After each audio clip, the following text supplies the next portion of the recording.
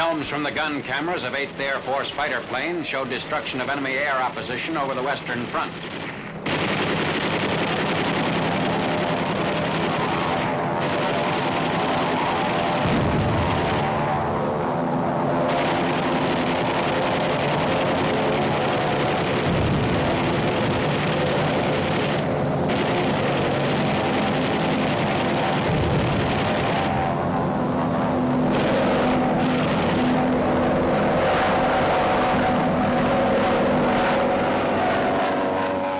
Trains and other ground objectives.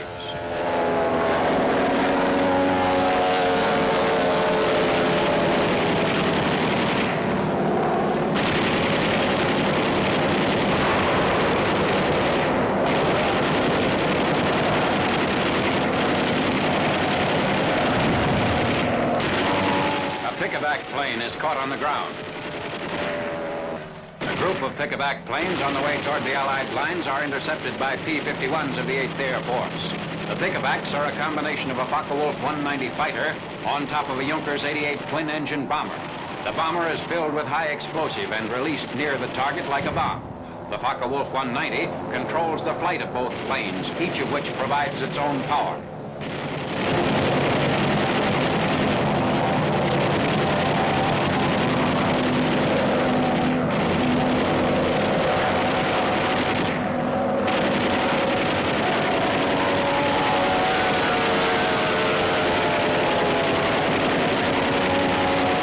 Fighter squadron discovers an enemy airfield covered with planes. The strike systematically destroys every single plane.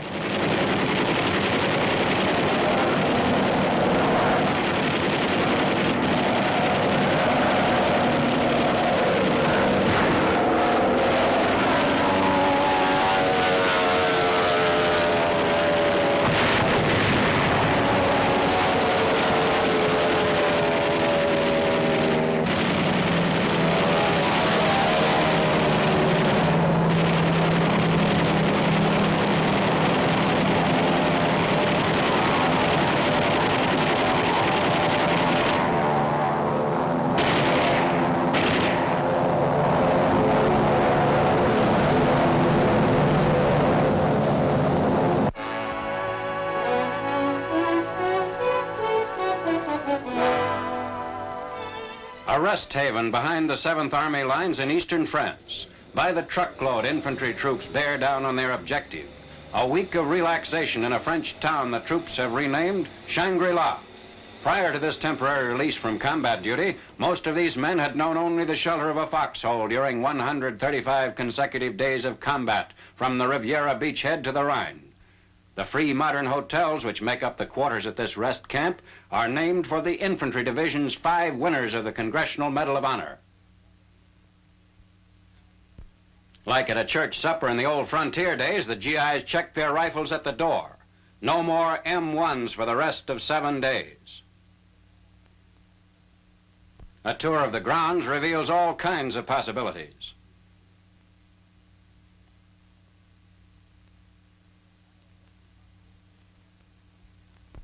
For tired, aching muscles, there's a treatment any medic would endorse. A half-hour's hot dunking in the sulfur water of a famous French spa. The clothing exchange, where the vacationing GIs swap battle-worn gear for a brand new issue. Heavy outer garments, which cannot be exchanged, are laundered and returned at the end of the week. First on the schedule, a real bed. Sleep on a thick, soft mattress in a real bed ranks highest with rest camp visitors. There are definitely no gigs for getting up late in the morning.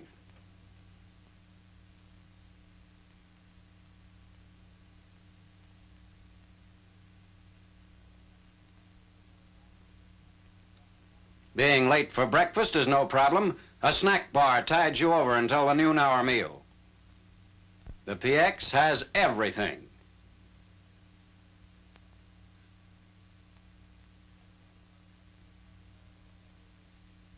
Day rooms are equipped with a customary variety of games.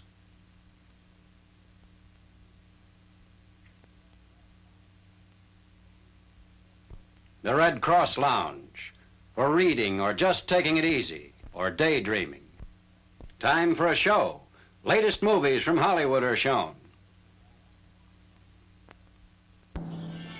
A one-horse open sleigh. A couple of days ago, they were at the front lugging field packs through the snow. Ski yoring, a tonic for battle-weary mind.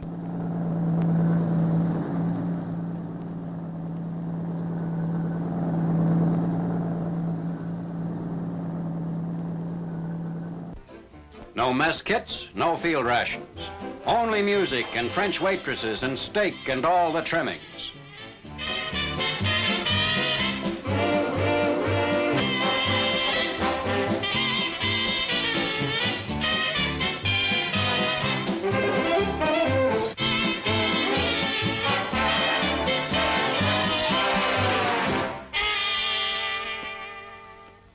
Dances are held twice weekly with plenty of partners to go around.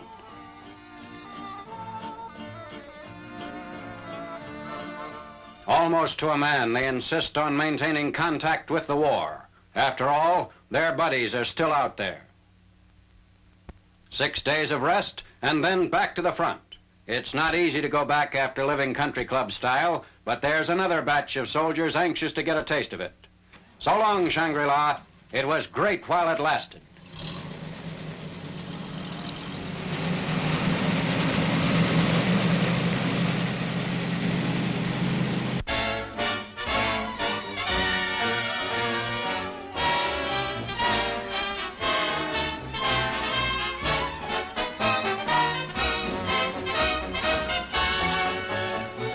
Preliminary to the 21st Army Group's northern Rhine crossings, Field Marshal Montgomery confers with Lieutenant General Simpson of the 9th Army and Major General Anderson, 16th Corps Commander. Extensive preparations and training precede the Anglo-American offensive. Bailey Bridge equipment, collapsible boats, rafts, pontons, all earmarked for a Rhine assault, are stacked up in a forest clearing. This bridging dump is maintained by Canadian units awaiting the signal to commence operations against the Rhine River barrier. At Maastricht, Holland, LCMs brought down the canal from Antwerp are loaded onto M25 trailers for transportation to the bridgehead sector. American and British naval forces have chosen the LCM and LCVP as suited to Army requirements and capable of being transported overland. Alligators also are delivered for rehearsing troops of the 30th Division 9th Army. The Meuse River is used for Army-Navy training. Instead of operating craft of this type through waves and surf, seamen must learn to maneuver them to and from pinpoint landing spots in currents ranging from 6 to 10 knots. Boats must be launched from muddy riverbanks instead of ships' davits.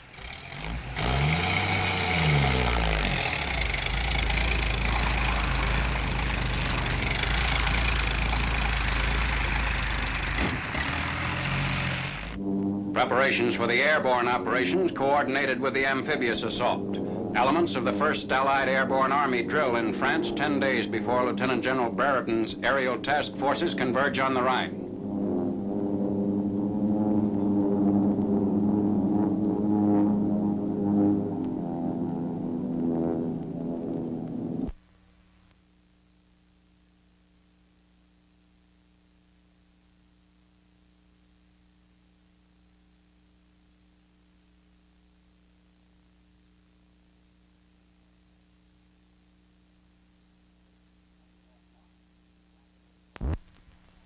"24th March. The actual crossing of the Rhine already is in full swing. Men of the 30th Division are taken over in LCVPs. General Simpson's forces make the southernmost crossing below Wesel. Farther north, Lieutenant General Dempsey's British 2nd Army and Canadian troops are strengthening the bridgehead on the Westphalian Plain. Army engineers and Navy crews cooperate for these crossings. The engineers launch the craft and furnish guides, and the sailors operate them, applying lessons learned in weeks of practice. A jeep with ammunition trailer comes ashore, followed by reinforcements of all types for advance elements moving beyond the east bank of the Rhine. Operations are reported proceeding according to plan, with our troops well into the first German defensive positions north of the Ruhr.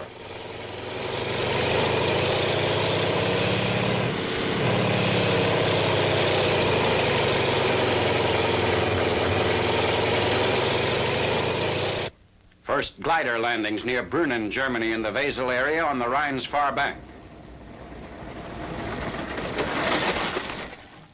Coming in after Marshal Montgomery's columns have been launched across the Rhine, these units have the immediate objective of seizing high ground around Wesel. A junction with the American and British troops is made 6 hours after the airborne troops commence to land. To the south, the 4th Armored Division, spearheading General Patton's Rhine push, passes liberated forced laborers. The disorder of the German retreat is made evident by groups of Nazis giving themselves up without offering resistance. This dash by the 4th Armored precedes the final battle for the Saar-Moselle-Rhine Triangle and Third Army crossings of the Rhine. The town of Weissenturm, Germany, is littered with equipment of every description, abandoned by the Nazis as they were backed up to the river. A preponderance of horses, dead and alive, adds to the scene of confusion.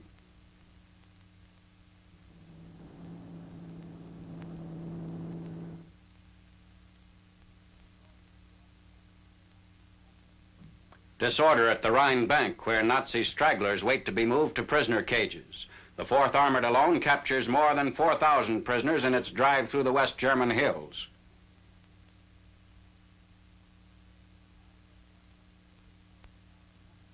Meanwhile, 1st Army artillery shells the town of Honingen, Germany, across the Rhine. This is in support of an infantry division moving along the east bank from the Remagen bridgehead 7 miles north. On 16th March, a treadway bridge is used by troops consolidating positions across the Rhine. General Hodge's army, driving for the central German plain, also employs Navy craft to move up reinforcements. LCVPs transport men of the 1st Infantry Division to Scheuren, Germany, northeast of Remagen. Sailors of Navy units attached to the 1st Army operate the craft. The Navy began operations in this area 48 hours after the Army's seizure of the Ludendorff Bridge.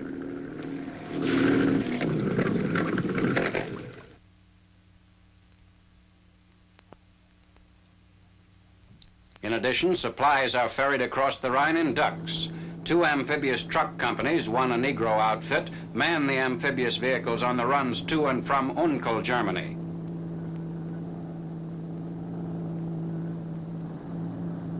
Prisoners of war and empty gasoline containers are carted by the ducks on their return trips. The Ludendorff Bridge across the Rhine at Remagen. For 10 days, it withstands aerial attacks and constant artillery fire while 1st Army troops exploit the initial breaching of the Rhine River line.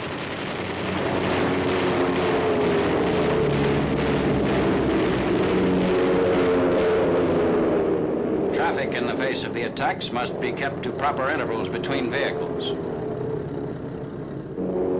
A convoy of ponton equipment is ready to be unloaded for engineer battalions who begin construction despite the enemy raids. Normally a 34-hour job, the bridging operations are hours behind as Nazi fire flares up repeatedly.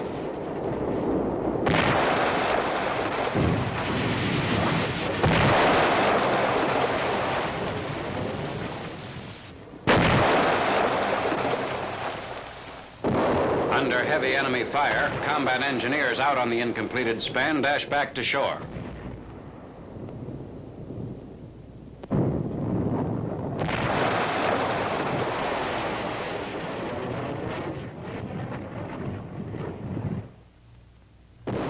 Despite these attacks, the first ponton bridge is completed and handling heavy traffic on 14th March.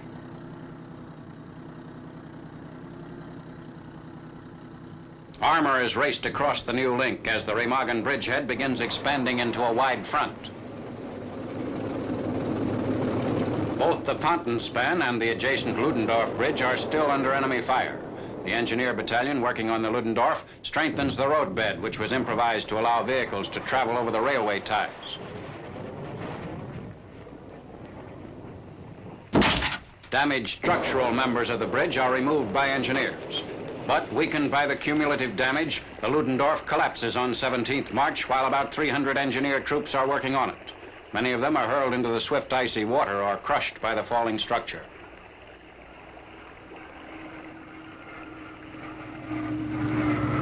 Rescue crews save those who managed to cling to sections of the span as it gave way.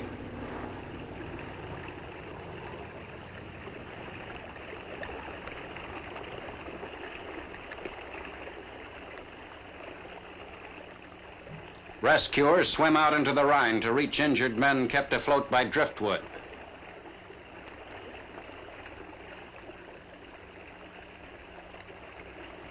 Bringing out a line to pull in the surviving engineers.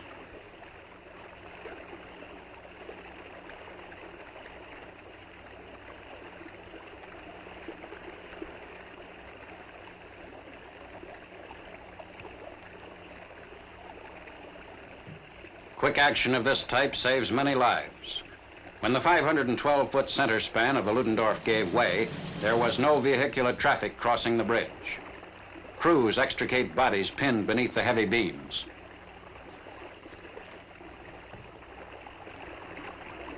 Three days later, on 20th March, Supreme Headquarters announces that the collapsed Ludendorff Bridge has been abandoned. The dispatch says that the span is no longer necessary because of the existence of other facilities across the Rhine into the Remagen bridgehead.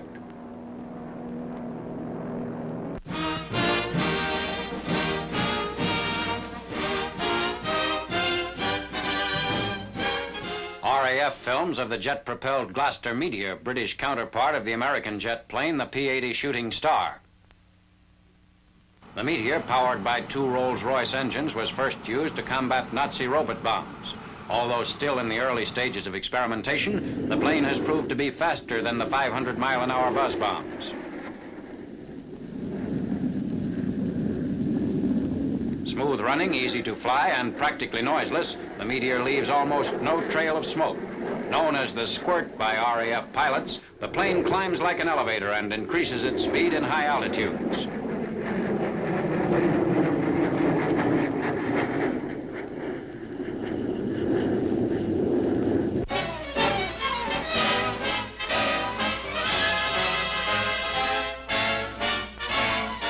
The main component of the M69 bomb, a cheesecloth sock containing specially processed jellied gasoline. When ignited, the gel filling becomes a clinging fiery mass spreading more than a yard in diameter. It burns at approximately 1,000 degrees Fahrenheit for 8 to 10 minutes. The bomb was developed by the National Defense Research Council in collaboration with the Chemical Warfare Service. In a demonstration, it is fired electrically from the ground against a wall.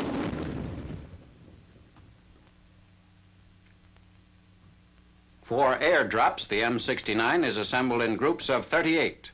The E-23 adapter is used in forming 500-pound aimable clusters carried by planes equipped to handle this size bomb. On the assembly line at Meuse Landing, New Jersey, the bombs are secured inside the cylindrical halves of the cluster wall. The bomb is held together by 9 steel straps attached to release buckles, which are broken open by time fuses within the fin assembly. The clusters are given high and low altitude tests at Edgewood Arsenal with a B-25 loading the 500-pounders.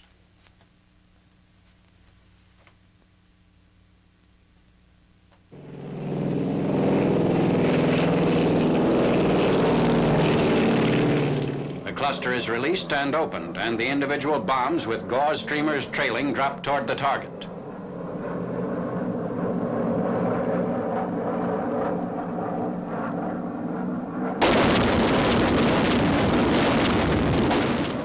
On impact, an M1 fuse detonates the ejection charge, which ignites and hurls the gel filling from the tail of the bomb.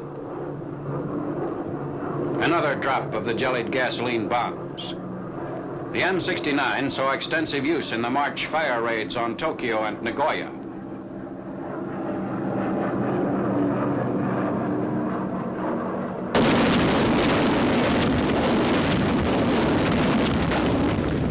There is also the M47 containing about the same type incendiary material, but packaged as a 100-pound unit.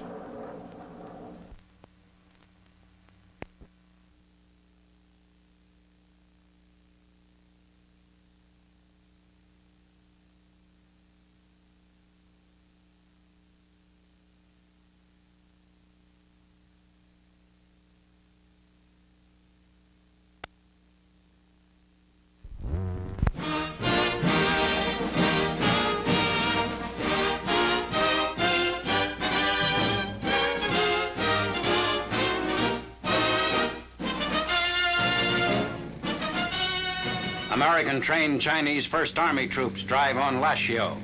Bulldozers clear the way for tanks and infantry advancing on the ancient city, main terminus of the Burma Road. The Nam Yau River is crossed at the site of a blown-out railroad bridge about 2 miles from the city.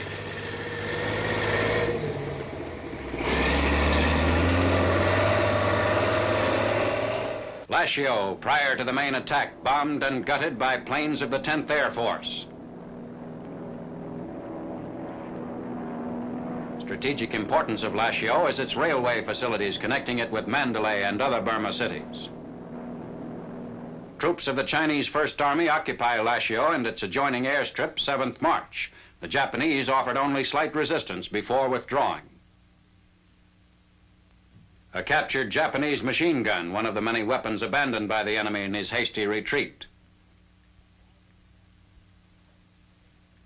Thousands of gasoline drums are strewn over the airstrip. Negro troops of an anti-aircraft battalion quickly set up their guns along the captured runway. Enemy pillboxes built near the field are constructed with 3 separate compartments for greater protection against shell hits. Wreckage of old Japanese and American planes and engines found in many of the 102 revetments along the airstrip. This dummy was painted and then placed near the edge of the airfield to draw fire from our strafing and bombing planes. A railroad engine, cleverly hidden and camouflaged by the Japs. Lieutenant General Daniel I. Sultan and Chinese commanders at Lashio Railroad Yard. In a pincer movement coordinated with the Chinese First Army drive on Lashio, British troops advance on Mandalay. Abandoned railroad cars of the important Mandalay-Lashio Railway. Sikhs, Punjabis, and Gurkhas of a predominantly Indian division strike toward the city in heat which exceeds 130 degrees. A wounded Jap, one of the few captured alive in the British advance. The Jap garrison is under attack from north, south, east, and west. Mandalay Hill, a Buddhist holy spot and used by the Japs as a key observation post, is brought under artillery and tank fire. After capture of the hill, British and Indian troops with tank support move up for an attack on Fort Dufferin in the heart of the city. Frontal attack fails to break through the walls and moats surrounding Fort Dufferin.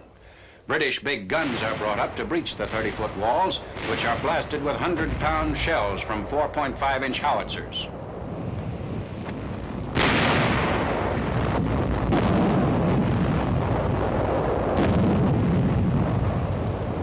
A battalion supported by tanks firing point blank at the main gate smashes against the fortifications.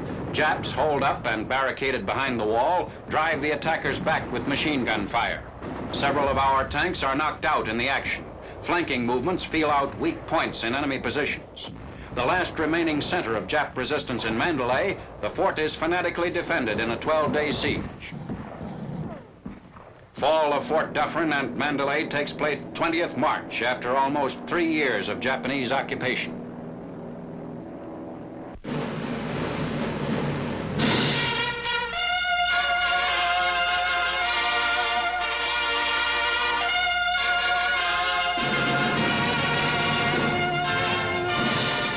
Overlooking the initial beachhead from Mount Suribachi.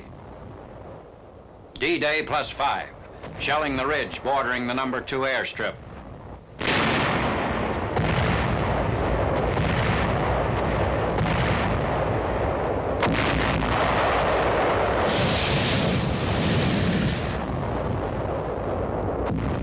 Tanks close in on the Japs dug in the caves along the ridge.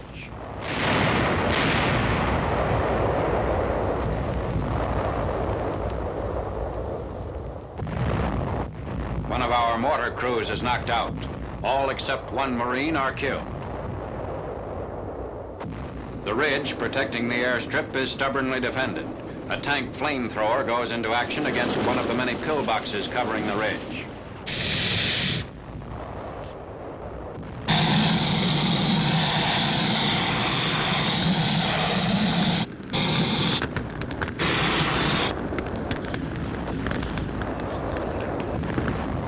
demolition crew placing charges at the entrance of a blockhouse.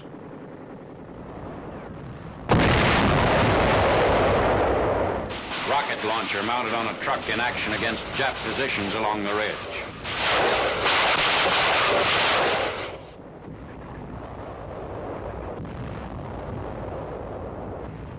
Troops sweep across the plateau above the airstrip. Heavy mortar and rifle fire blocks the approaches to the field, and the slight gains are made at heavy cost in lives.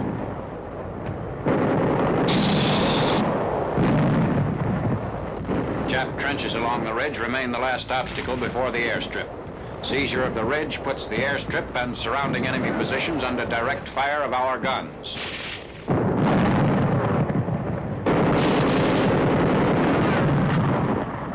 A tank crossing the number 2 airstrip passes some of our damaged vehicles.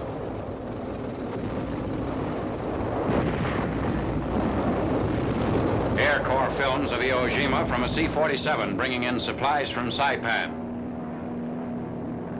Circling Mount Suribachi for a landing on airstrip number 1. 4 more C-47s follow the first one in. Each plane carries 13 packs containing 17 mortar shells.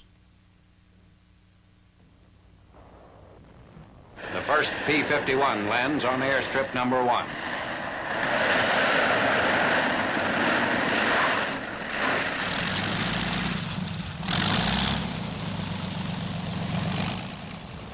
P-51s on EO. Fighter support for B-29s attacking the Japanese mainland.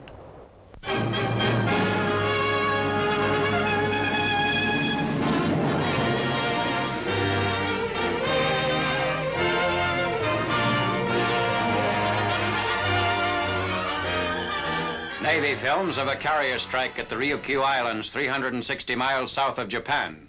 Aircraft carriers, battleships, cruisers, and other units of Admiral Raymond A. Spruance's powerful Fifth Fleet battle through heavy seas. They penetrate deep into territory considered by the enemy as part of the Japanese mainland.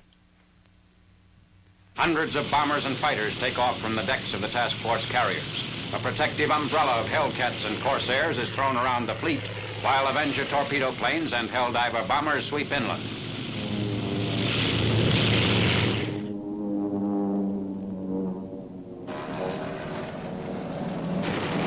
Jap coastal ships are caught offshore and destroyed.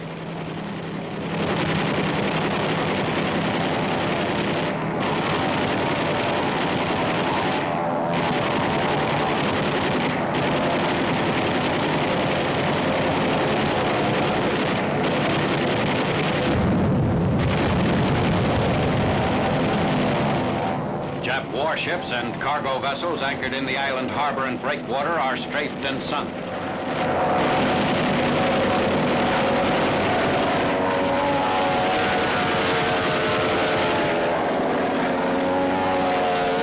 Military and naval installations along the shore are pounded by the Navy's HE rockets and 50 caliber guns.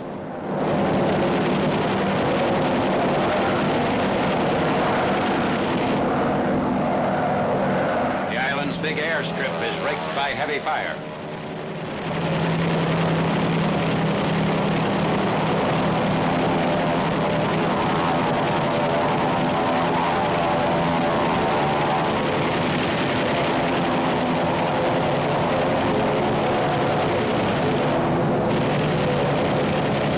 Jap planes are destroyed on the ground. Back at the fleet, Jap aircraft strike at our ships. The few remaining Jap planes that get through our fighter cordon run into intense anti-aircraft fire.